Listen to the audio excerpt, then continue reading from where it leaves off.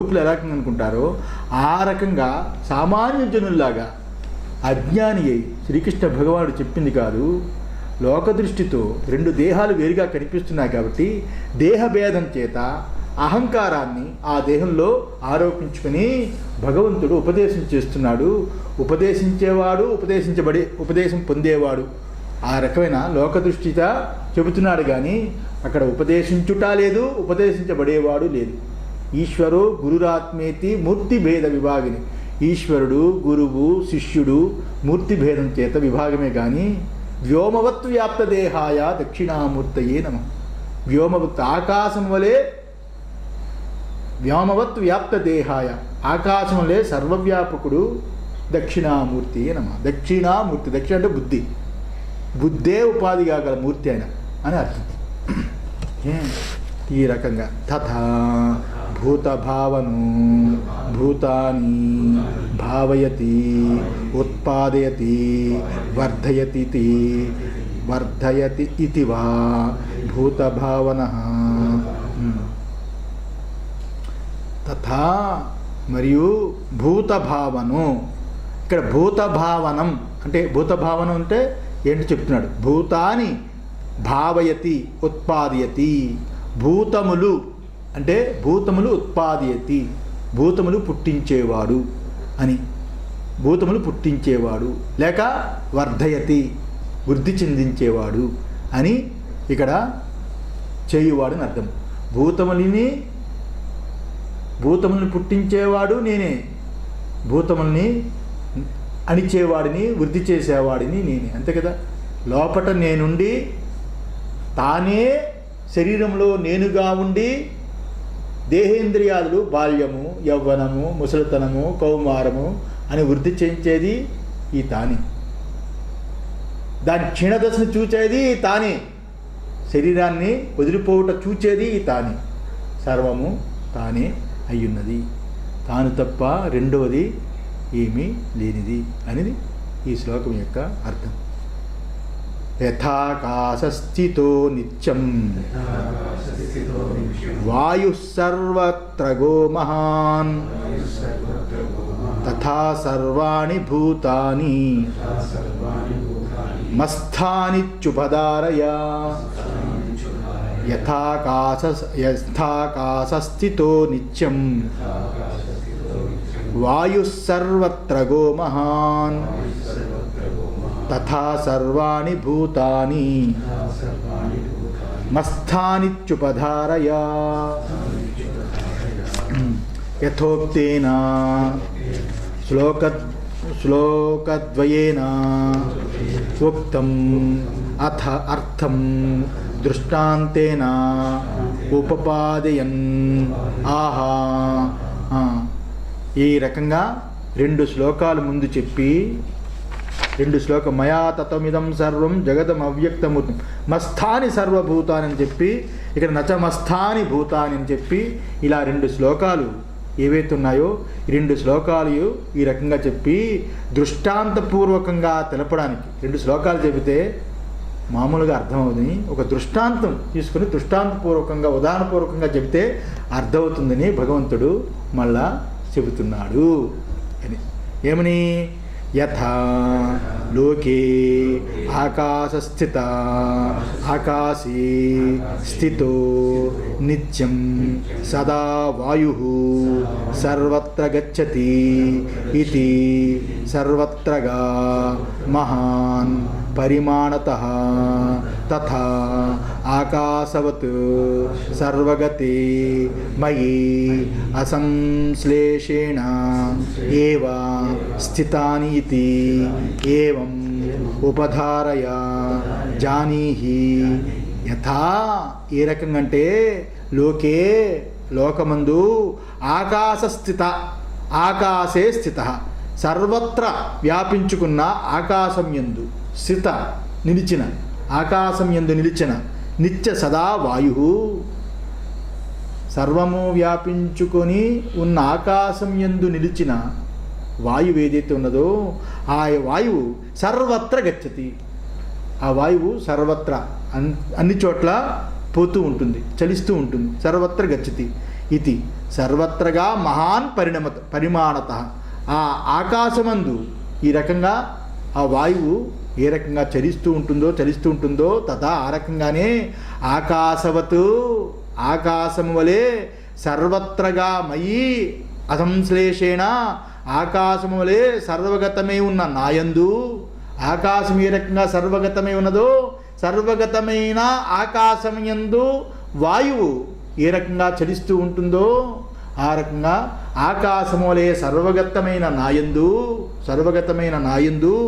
ఏ సంబంధము లేకుండానే అసంశ్లేషేణ ఏవ ఏ సంబంధము లేకుండానే స్థితాని ఇది ఏవం ఉపధార్య జానిహి. సర్వభూతములు నా యందు ఉన్నవి, నా యందు సంచరిస్తున్నవి, ఈ రకంగా తెలుసుకో. ఆకాశంలో వాయువు గమనాగమనాలు ఏ రకంగా కలిగి ఉంటుందో ఆ రకంగా ఆకాశములే నా యందు సర్వ ప్రాణులు గమనాగమనాలతో కూడుకుని ఉన్నాయి అని చెప్పాడు. ఇక్కడ ఏంటి అర్థము? చాలా చిన్న ట్విస్ట్ ఉంది ఇందులో.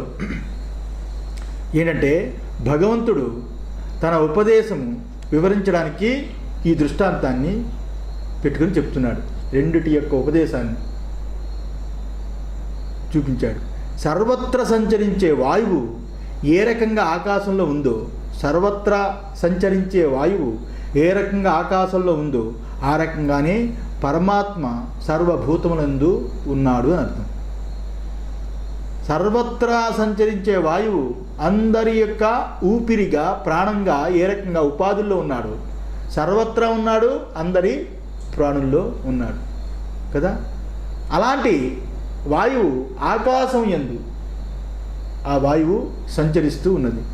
ఆ రకంగా ఆకాశములే నా యందు ఆత్మయందు సర్వప్రాణులు నిలిచి ఉన్నాయి. ఈ దృష్టాంతంలో చూడదగిన విషయం ఏముంది?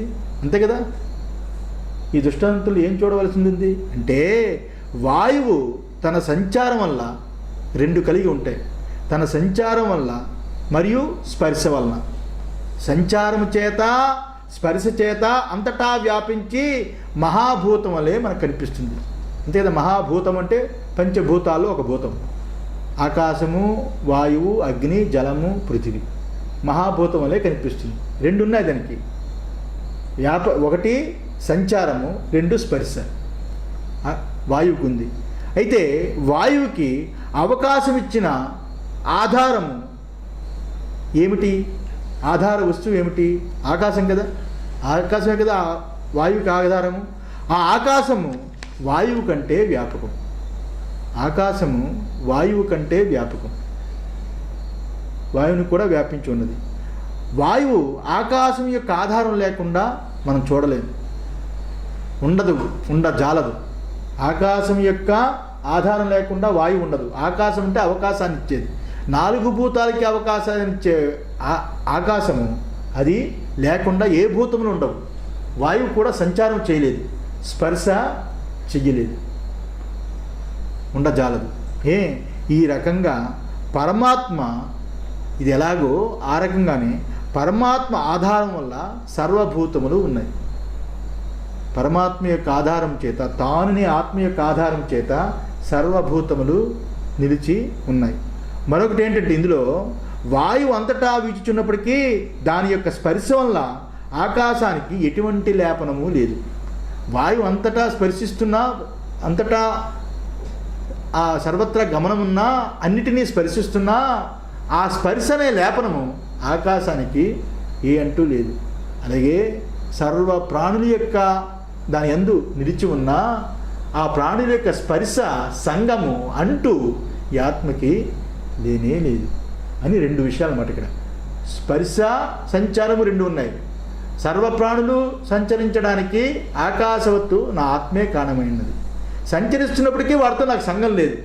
అంటే వాయువు యొక్క స్పర్శ గుణము ఉన్నప్పటికీ ఆకాశానికి ఏ రకంగా ఆ స్పర్శ అంటు లేదు, ఆ రకంగా సర్వ ప్రాణుల యొక్క సంచరిస్తున్నా వాటి యొక్క అంటు లేదు అని ఆకాశాన్ని, వాయువుని ఇక్కడ చూపించి చెప్పడానికి కారణం అది. ఇలాగే భూతముల యొక్క దోషము పరమాత్మకి ఒక్కంత కూడా లేనే లేదు. భూతముల యొక్క దోషము ఆ పరమాత్మకి కొంచెము కూడా లేనే లేదు. ఇంకొకటి ఏమిటంటే వాయువు నిజంగా చెప్పాలంటే పరమార్థంగా ఆకాశం యొక్క కార్యం. ఆకాశం యొక్క కార్యం, వాయువు ఆకాశం యొక్క కార్యం. ఆత్మన ఆకాశ సంభూత, ఆకాశాత్ వాయువు, వాయోరగ్ని.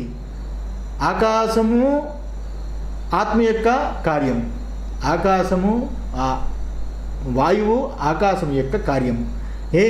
మట్టియే కుండ అయినట్లు, మట్టియే కుండ అయినట్లు ఆకాశమే వాయువు అయింది. ఇక్కడ మట్టియే కుండగా అనిపించుకున్నట్టుగా ఇప్పుడు మట్టి కారణము, కుండ కార్యము. అంటే మట్టిని వీడి కుండ వేరుగా లేదు, మట్టియే కుండగా అయినట్లు ఆకాశమే వాయువై ఉన్నది. ఆత్మన ఆకాశ సంభూత అంటే ఆత్మనే చైతన్యం నుంచి జడమైన ఆకాశం ఎలా పుడుతుంది? జడమైన వస్తువు నుంచి జడమైన వాయువు ఎలా పుడుతుంది? వినడానికి స్టోరీ బాగుంటుంది, వినడానికి స్టోరీ బాగుంటుంది, కానీ చైతన్యమైన ఆత్మ నుంచి జడమైన ఆకాశం ఎలా పుడుతుంది? జడమైన ఆకాశం నుంచి జడమైన వాయువు ఎలా పుడుతుంది? జడమైన వాయువు నుంచి జడమైన అగ్ని ఎలా పుడుతుంది? అంటే ఇక్కడ పుట్టుక అంటే లేనిది ఉన్నట్లుగా కనిపించడం. మరి పుట్టింది అని ఎందుకు చెప్పింది? కార్యరూపకంగా చెప్పింది. కార్యరూపకంగా ఎందుకు చెప్పింది? కారణాన్ని వదిలి కార్యం లేదు కాబట్టి. కారణాన్ని వదిలి కార్యం ఎలా లేదు? అక్కడ మట్టిని వదిలి కార్యమైన కుండ లేనట్లు ఇక్కడ ఆత్మను వదిలి ఆకాశం లేదు, వాయువు లేదు. అందువల్ల ఆకాశం యొక్క తత్వమే అక్కడ వాయువై కనిపిస్తుంది. ఈ దృష్టితో ఉండేది అంతా ఆకాశము తప్ప వాయువు లేనే లేదు. ఇలాగే సర్వభూతాలకి పరమాత్మయే కారణము. సర్వభూతాలకి, సర్వ ప్రాణులకి, సర్వ పంచభూతాలకి, సూక్ష్మభూతాలకి, తన్మాత్రలకి, సర్వానికి ఆయనే కారణము. అందువల్ల భూతములంటే ఇక్కడ పరమాత్మయే అని అర్థం. కానీ భూతములకి అన్నిటికీ ఆయన ఆధారం అంటే భూతములకి ఆయన అలాగా నిలిచి ఉన్నవాడు కాదు. భూతములంటే సర్వము ఆ పరమాత్మయే. సర్వము అంటే ఇక్కడ చెప్పాను కదా, వాయువు అనే కార్యము కారణాన్ని వదిలి ఆకాశాన్ని వదిలి లేదు. ఆకాశమే వాయువు, వాయువే ఆకాశం, ఆకాశమే అగ్ని, ఆకాశమే జలము, సర్వము ఆకాశం, ఆకాశమే ఆత్మ. సర్వ కార్యము కారణాన్ని వదిలి లేనే లేదు అని అర్థం.